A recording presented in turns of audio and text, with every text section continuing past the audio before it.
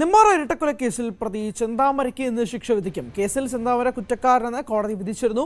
3 കൊലപാതക കേസുകളിൽ പ്രതിയാണ് ചെന്താമര. 2019 ഓഗസ്റ്റ് 31-നാണ് അയൽവാസിയായ സജിതയെ വെട്ടിക്കൊലപ്പെടുത്തിയത്. ഈ കേസിൽ ജാമ്യത്തിൽ കഴിയവെയാണ് 2025 ജനുവരി 27-ന് നെന്മാറ പോത്തുണ്ടി തിരുത്തമ്പാടം ബോയൻ കോളനിയിൽ സുധാകരൻ, അമ്മ ലക്ഷ്മി എന്നിവരെ ചെന്താമര കൊലപ്പെടുത്തിയത്. ശിക്ഷാവിധിയിൽ വാദം നടക്കും. CV അനുമോദുണ്ട് വിശദാംശങ്ങളുമായി. അനുമോദ്, നമ്മൾ രാവിലെയും സംസാരിച്ചിരുന്നതാണ് ഈ കേസുമായി ബന്ധപ്പെട്ട് ഇന്ന് വാദം തുടരാനുള്ള സാഹചര്യം ഉണ്ട്. അതുകൊണ്ട് തന്നെ വിധി ഇന്ന് തന്നെ ഉണ്ടാകുമോ എന്ന കാര്യത്തിൽ ഒരു വ്യക്തത കുറവുണ്ട്. ചിലപ്പോൾ മാറ്റിവെച്ചേക്കാം. പക്ഷേ എന്നാൽ പോലും ഒരു തൂക്കുകയർ അതിലേക്ക് തന്നെയാണോ കാര്യങ്ങൾ നീങ്ങുന്നത്?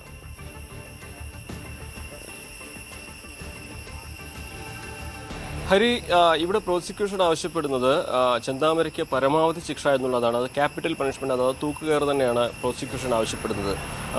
കാരണം ഇയാൾക്കെതിരെ ചുമത്തിയിരുന്ന കുറ്റങ്ങളൊക്കെ തന്നെ സംശയാതീതമായി തെളിഞ്ഞതായി കോടതി ഇയാളെ കുറ്റക്കാരനായി കണ്ടെത്തിയപ്പോൾ പ്രഖ്യാപിച്ചിരുന്നു.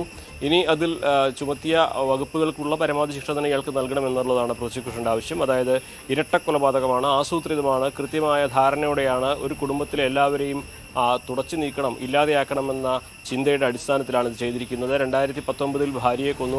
അതിനുശേഷം ജാമ്യത്തിലിറങ്ങി 6 വർഷത്തിന് ശേഷം ഭർത്താവിനെയും അയാളുടെ അമ്മയെയും കൊന്നു. ഇതൊക്കെ കൃത്യമായ ആസൂത്രണത്തിൽ തന്നെ ഇയാൾ ചെയ്തിട്ടുള്ളതാണ്. ഇയാൾ നാടിന് ഭീഷണിയാണ്, കുടുംബത്തിന് ഭീഷണിയാണ്.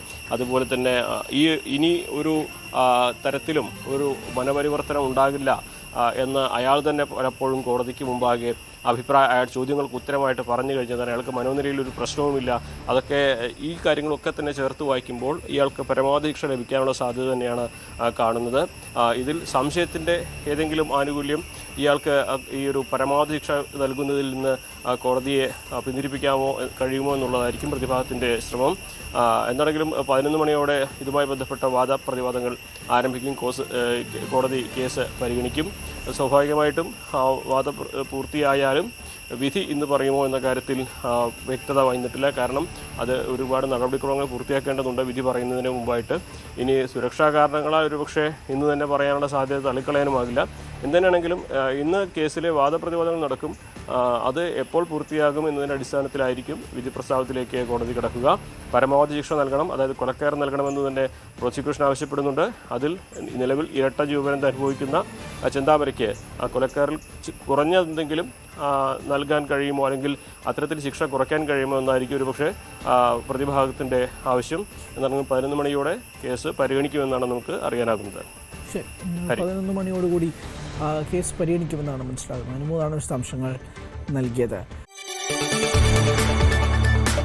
കൂടുതൽ വാർത്തകൾക്ക് News 18 Keralam YouTube channel subscribe ചെയ്യുക.